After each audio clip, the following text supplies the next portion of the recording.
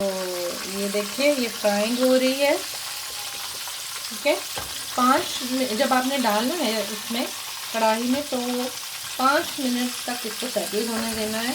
5 minute अपनी आपने इसको फेरना है, उसके बाद फिर आपने इसको उल्टाना है और सारा कुछ। KFC वालों के पास तो बड़े डीप फ्रायर्स होते हैं, और हमारी जो कढ़ाई है उसका जो रिज़ल्ट है वो आप देख ही रहे हैं।